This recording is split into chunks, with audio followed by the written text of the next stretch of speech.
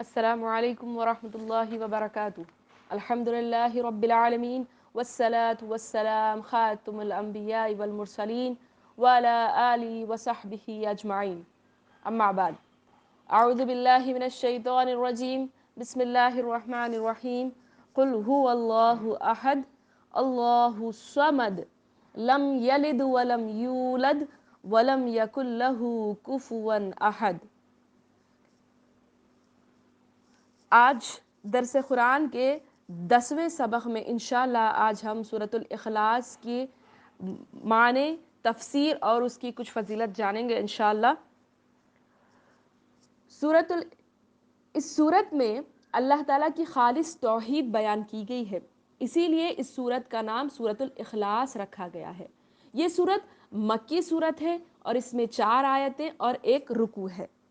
دیکھیے، قرآن مجید کی دوسری صورتوں میں بالعموم کسی لفظ کو ان کے نام قرار دیا گیا ہے. یعنی دیکھیے، آپ سورۃ البقرہ دیکھ لیجئے، اس میں بقرہ کا ذکر کیا گیا ہے. سورۃ النساء دیکھ لیجئے، اس میں کچھ عورتوں کے مسئلے مسائل ذکر کیے گئے ہیں. آپ دیکھیے کئی سورۃ الکہف میں اصحاب کہف کا واقعہ بیان کیا گیا، اس لیے اس کو سورۃ الکہف کہا جاتا ہے. جیسے کہ سورۃ اللہب لے لیجئے، ہم نے اس سے پہلے پڑھا. سورۃ الکافرون لے لیجئے، اس میں کفر کا یعنی کافروں کا ذکر ہے. اکثر و بیشتر صورتوں کا جو صورت ہوتی ہے اس کے نام پر اس صورت کو اس کے اندر وہ الفاظ آتا ہے، اس کی بنا پر اس صورت کا نام رکھا جاتا ہے. لیکن سورۃ الاخلاص میں جو ہے اخلاص والا ورڈ کہیں پر لکھا نہیں گیا ہے. اس کو یہ نام اس کے معنوں کے لحاظ سے دیا گیا ہے، یعنی خالص اللہ تعالیٰ کی توحید اس میں بیان کی گئی ہے، اس وجہ سے اس سورت کو سورۃ الاخلاص رکھا گیا ہے. ابی بن کعب رضی اللہ عنہ سے روایت ہے کہ مشرکین نے نبی کریم صلی اللہ علیہ وسلم سے کہا کہ اے محمد صلی اللہ علیہ وسلم، تم اپنے رب کا نسب بیان کرو. دیکھیے، مشرکین مکہ یعنی عرب میں ایک چیز کو بہت پریورٹی، بہت زیادہ اہمیت دی جاتی تھی. کیا حسب نسب. کہ اگر کوئی کسی کے بارے میں معلوم کرانا ہو، کوئی انسان کے بارے میں وہ معلوم ہو، تو پہلے وہ ان کا حسب نسب جانتے تھے کہ وہ کون ہے، ان کے والد کون تھے، ان کے دادا کون تھے، اعلیٰ نسب کے ہیں یا نہیں، ان کے خاندان کا تمام شجرہ. عرب کی یہ حالت تھی، یہاں تک کہ وہ اپنے گھوڑوں کی تک نسب کو مینٹین کرتے تھے، حسب نسب کو مینٹین کرتے تھے. تو وہ لوگوں کے پاس حسب نسب کی بہت زیادہ امپورٹنس تھی. اس وجہ سے وہ لوگوں نے آ کر اللہ کے نبی صلی اللہ علیہ وسلم سے پوچھا کہ اپنے رب کا، تم جو بول رہے نا کہ رب ایک رب ہے، تو اس رب کا نسب بیان کرو. تو پھر اللہ تعالیٰ نے ان کے جواب میں اس سورت کو نازل فرمایا، کہا کہ قل کہہ دیجئے. اللہ کے نبی صلی اللہ علیہ وسلم سے کہا قل کہہ دیجئے هو اللہ احد، وہ اللہ ایک ہے. اس سورت کو اللہ تعالیٰ نے نازل فرمائی. یہ سورت پہلی بار مکہ مکرمہ میں نازل ہوئی. پھر آپ صلی اللہ علیہ وسلم جب مدینہ میں آئے، اس کے بعد بھی کسی نے آپ صلی اللہ علیہ وسلم سے آ کر پوچھا کہ اے محمد صلی اللہ علیہ وسلم، آپ اپنے رب کی صفت بیان کیجئے. آپ صلی اللہ علیہ وسلم کی کوالٹیز، آپ صلی اللہ علیہ وسلم سے پوچھا گیا کہ اللہ تعالیٰ کی کوالٹیز، اس کی صفات کیا ہیں، وہ بیان کیجئے. تو اللہ تعالیٰ نے دوبارہ یہ سورت نازل فرمائی اور آپ صلی اللہ علیہ وسلم سے بھی کہا کہ جب کوئی سائل، جب کوئی پوچھنے والا آپ کو اپنے رب کے بارے میں سوال کرے تو آپ اسے یہ سورت سنا دیں. شیخ الاسلام ابن تیمیہ رحمہ اللہ کہتے ہیں کہ یہ سورت پہلی بار مکے میں نازل ہوئی، اور اس کے بعد مدینہ منورہ میں جب بھی کوئی کسی یہودی یا کسی نصرانی نے یا کسی مشرکی نے مکہ نے اس جیسا کوئی سوال کیا تو اللہ تعالیٰ نے آپ سے کہا کہ آپ یہ سورت ان کو پڑھ کر سنا دیجئے. اس سورت کی فضیلت یہ ہے کہ اس سورت امام بخاری رحمہ اللہ نے حضرت عائشہ رضی اللہ عنہا سے روایت کیا ہے کہ نبی کریم صلی اللہ علیہ وسلم نے ایک آدمی کو ایک فوج یعنی ایک دستہ، ایک گروپ کا سردار بنا کر بھیجا تھا، کوئی جگہ پر بھیجا تھا. تو وہ شخص جب بھی نماز پڑھاتا تو اپنی قرات میں قل هو اللہ احد پڑھ کر اپنی قرات کو ختم کرتے، دوسری صورتیں پڑھتے، پھر آخر میں قل هو اللہ احد پڑھ کر اپنی قرات کو ختم کرتے. واپسی کے بعد جو صحابہ ان کے ساتھ گئے تھے، جس کو آپ صلی اللہ علیہ وسلم نے سردار بنا کر بھیجا تھا ایک صحابی کو، تو وہ جو دوسرے صحابہ تھے وہ واپس آئے. آنے کے بعد آپ صلی اللہ علیہ وسلم کے سامنے تمام یہ معاملہ سنایا. تو آپ صلی اللہ علیہ وسلم نے کہا تم لوگ اس سے پوچھو کہ وہ ایسا کیوں کرتا تھا. اللہ کے نبی صلی اللہ علیہ وسلم نے کہا کہ تم پوچھو اس سے جا کر کہ وہ کیوں ایسا کرتا تھا. تو لوگوں نے جا کر کیا کہا، ان سے پوچھا اس بارے میں کہ فلاں صحابی سے پوچھا کہ تم یہ معاملہ ایسا کیوں کرتے ہو کہ اپنی ہر قرات ختم ہونے پر سورۃ الاخلاص یعنی قل هو اللہ احد کی جو سورت ہے اس سورت سے ختم کرتے ہو. تو اس شخص نے جواب دیا اس سورت میں رحمان کی صفت بیان کی گئی ہے، اس سورت میں اللہ تعالیٰ کی صفتیں بیان کی گئی ہے، اسی لیے میں اسے پڑھنا چاہتا ہوں. وہ جب فرماتے ہیں تو نبی کریم صلی اللہ علیہ وسلم نے فرمایا تم لوگ جو صحابہ آ کر آپ صلی اللہ علیہ وسلم کو بتائے تھے واپس، ان سے کہا کہ تم لوگ اسے بتا دو کہ اللہ تعالیٰ اس سے محبت کرتا ہے. دیکھیے سورۃ الاخلاص کا پڑھنا یعنی گویا کہ اللہ تعالیٰ کے پسندیدہ بندوں میں سے بننا ہے. ایک حدیث امام بخاری رحمہ اللہ نے اسے روایت کیا ہے. امام بخاری شریف میں ہے کہ ابو سعید خدری رضی اللہ عنہ سے روایت ہے کہ رسول اللہ صلی اللہ علیہ وسلم نے فرمایا اس ذات کی قسم جس کے ہاتھ میں میری جان ہے کہ سورۃ الاخلاص یعنی قل هو اللہ احد 1/3 قرآن کے برابر ہے. یعنی قرآن پوری 1/3 قرآن کے برابر، یعنی سورۃ الاخلاص کا پڑھنا 1/3 قرآن پڑھنے کے برابر اجر دیا گیا ہے. کیوں؟ کیونکہ اس میں اللہ تعالیٰ کے اسماء اور صفات اور توحید کا بیان ہے، اللہ تعالیٰ کی کوالٹیز احد ہونے کی بات اس میں بتائی گئی ہے. اعوذ باللہ من الشیطان الرجیم، بسم اللہ الرحمن الرحیم. قل هو اللہ احد. اللہ کے نبی صلی اللہ علیہ وسلم سے اللہ تعالیٰ کہہ رہے ہیں کہ جو آپ سے سوال کرنے آئے نا کہ اپنے رب کا نسب بیان کرو، تو اللہ تعالیٰ بول رہے کہ اے نبی کہہ دیجئے، آرڈر دے رہے. قل ایک آرڈر کا صیغہ ہے، تو بول رہے کہ کہہ دیجئے هو اللہ احد، وہ اللہ ایک ہے، احد ہے. دیکھیے احد کیا ہے معلوم ہے؟ صرف ایسی صرف ذات باری تعالیٰ کے لیے خاص ہے، اللہ تعالیٰ ہی کے لیے خاص یہ احد کا ورڈ استعمال ہوتا ہے، غیر اللہ کے لیے واحد کا استعمال ہوتا ہے. اور دیکھیے ایک بات یاد رکھیے، جب عربی اگر آپ گنتی دیکھتے ہیں واحد سے شروع ہوتی ہے، واحد، اثنین، ثلاثہ، اس طرح عربی کے گنتی شروع ہوتی ہے. لیکن احد کب آتا ہے؟ بہت کم جگہ احد کا استعمال کیا جاتا ہے، جیسے 11 احد عشرہ، اگر 11 بول کر شروع کرنا ہے تو آتا ہے.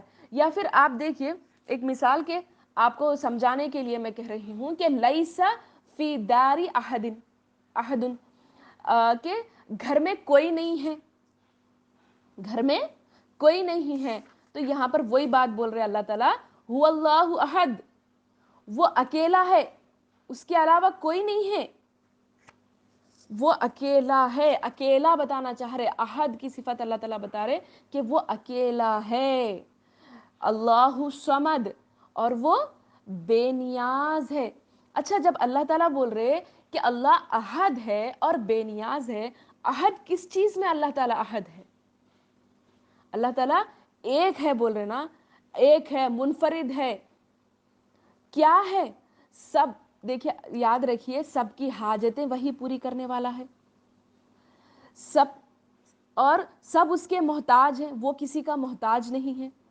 وہ اپنی صفات میں کامل ہے، اس کا علم ہر چیز کو گھیرے ہوئے ہے، اور اس کی رحمت غصے پر غالب ہے، اس کی رحمت ہر ایک کے لیے عام ہے.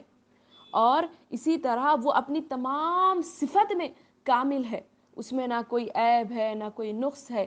تو یہی بات اللہ تعالیٰ احد کے ذریعے بتانا چاہ رہے کہ وہ اکیلے کے اندر ہی یہ تمام کوالٹیز اللہ تعالیٰ کے اندر ہے. اور اللہ بے نیاز ہے، بے نیاز یعنی کسی کا محتاج نہیں ہے، سب اس کے محتاج ہیں. لم یلد ولم یولد، نہ اس نے کسی کو جنا نہ وہ جنا گیا. اس آیت میں اللہ تعالیٰ بول رہے نہ اس کی اولاد ہے نہ اس کے ماں باپ ہے، نہ اس کا بیٹا ہے نہ بیٹی ہے، نہ اس کی ماں ہے نہ اس کا باپ ہے نہ بیوی ہے، کوئی نہیں ہے اللہ تعالیٰ کا. دیکھیے مشرکین مکہ نے کیا کیا تھا؟ فرشتوں کو اللہ تعالیٰ کی بیٹی بتاتے تھے، فرشتوں کو کیا کرتے تھے؟ اللہ تعالیٰ کی بیٹیاں ہی قرار دیتے تھے. اور نصرانی نے، عیسائیوں نے اور یہودیوں کے کچھ ایک گروپ نے کیا کیا تھا؟ عزیر علیہ السلام کو یہودیوں کے ایک گروپ نے اللہ کا بیٹا بنایا تھا، اور نصرانیوں نے، جیسے کہ کرسچنس کو آج بھی ہم دیکھتے ہیں، عیسیٰ علیہ السلام کو اللہ تعالیٰ کا بیٹا کہتے ہیں. یہ تمام چیزوں کی نفی اللہ تعالیٰ نے اس آیت میں کہہ دی کہ لم یلد ولم یولد، نہ اس نے کسی کو جنا نہ وہ جنا گیا.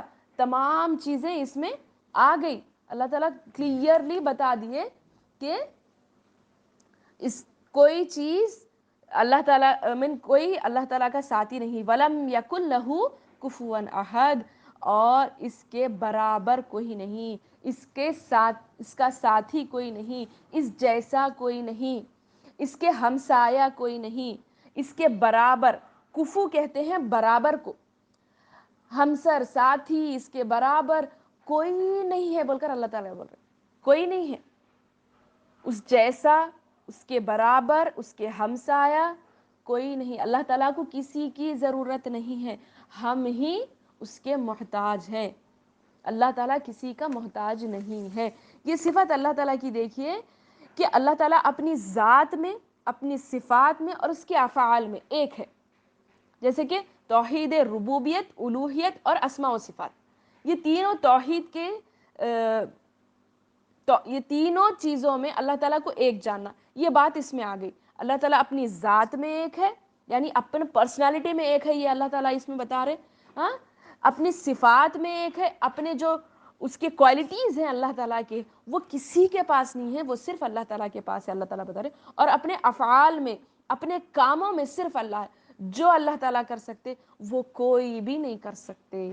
یہ بات اللہ تعالیٰ اس میں بتائے. جیسے کہ سورۃ الشعراء میں اللہ تعالیٰ ایک اور جگہ بتائے لیس کمثلہ شیء، اس جیسی کوئی چیز نہیں ہے، اللہ تعالیٰ کی جیسی کوئی چیز نہیں ہے. حدیث قدسی میں ہے کہ اللہ تعالیٰ نے فرمایا انسان مجھے، دیکھیے غور سے سنیے یہ بات، انسان مجھے گالی دیتا ہے، یعنی میرے لیے اولاد ثابت کرتا ہے. جیسے کہ یہودیوں کے ایک گروپ نے اور نصرانیوں نے، کرسچنز نے کیا کیا تھا؟ عیسیٰ علیہ السلام کو اور عزیر علیہ السلام کو اللہ تعالیٰ کا بیٹا کہا. تو یہ بول رہے اللہ تعالیٰ انسان مجھے گالی دیتا ہے، یعنی میرے لیے اولاد ثابت کرتا ہے، حالانکہ میں ایک ہوں، میں ایک ہوں، احد ہوں، بے نیاز ہوں، صمد ہوں. نہ میں نے لم یلد ولم یولد، نہ میں نے کسی کو جنا نہ میں جنا گیا ہوں. اور ولم یکن لہ کفوا احد، اور میرا ہمسر یا ہمسایہ کوئی نہیں ہے. اس صورت میں ان کا بھی رد ہو گیا جو متعدد خداؤں کے قائل ہیں، بہت زیادہ خداؤں کے جو قائل ہیں، ان کی یہاں پر ان کا رد کیا گیا ہے. اور ان کا بھی جو اللہ کے لیے اولاد ثابت کرتے ہیں، کرسچنز کے لیے بھی یہاں پر واضح طور پر اللہ تعالیٰ نے دلیل دے دی کہ اس کا کوئی بیٹا نہیں ہے. اور ان کا بھی جو دوسروں کو اس کا شریک ٹھہراتے ہیں، یہاں پر ولم یکن لہ کفوا احد، اللہ تعالیٰ کا جو ساتھی ٹھہراتے ہیں، یہاں پر اس آیت میں اللہ تعالیٰ بتائے کہ اللہ تعالیٰ کا ساتھی، ہمسایہ برابر کوئی نہیں ہے. اور ان کا بھی یہاں پر رد کیا گیا ہے جو سرے سے اللہ تعالیٰ کی اللہ تعالیٰ ہی کا انکار کر دیتے ہیں، یعنی اللہ ہی نہیں ہے. جیسے کہ سائنس وغیرہ یا پھر کوئی بولتے ہیں نا ناستک لوگ، یعنی اللہ تعالیٰ ہے یہ مانتے نہیں. وہ لوگ کیا بولتے ہیں کہ آٹومیٹکلی ہر چیز ہو رہی، دنیا بھی چل رہی، دن رات ہو رہی، یہ ایک سسٹم ہے، سسٹم کے تحت یہ سب چیز ہو رہا ہے. سائنس بھی یہی کہتی ہے کہ every thing is system, going by system, تو ہر چیز سسٹم کے تھرو ہو رہی. نہیں، ایسا نہیں ہے. یہاں ان کا بھی یہاں پر انکار اللہ تعالیٰ نے کیا کہ اللہ ہی احد ہے، وہی صمد ہے، اور وہی اور اس کا کوئی ساتھی اور اس کا شریک نہیں. یہ تمام چیزیں اس صورت میں یعنی خالص توحید اللہ تعالیٰ کی اس صورت میں بیان کی گئی ہے. تو آخر میں اللہ تعالیٰ سے دعا کرتی ہوں کہ اللہ تعالیٰ ہم کو حقیقی معنوں میں اس کو ایک ماننے والا بنائے، اور اللہ تعالیٰ ہمیں شرک جیسے کبیرہ گناہ سے ہم سب کی حفاظت فرمائے. توحید کی محبت ہمارے دلوں میں اللہ تعالیٰ مضبوطی سے بٹھا دے. اور اللہ تعالیٰ سے دعا ہے کہ اس صورت سے ہمیں بھی محبت عطا کر اے اللہ، اور ہمیں واقعی اللہ تعالیٰ کو ہر حال میں، ہر مشکل میں اکیلا مان کر اسی کو پکارنے والا اللہ تعالیٰ بنائے۔ آمین ثم آمین، وآخر دعوانا ان الحمد للہ رب العالمین، والسلام علیکم ورحمۃ اللہ وبرکاتہ۔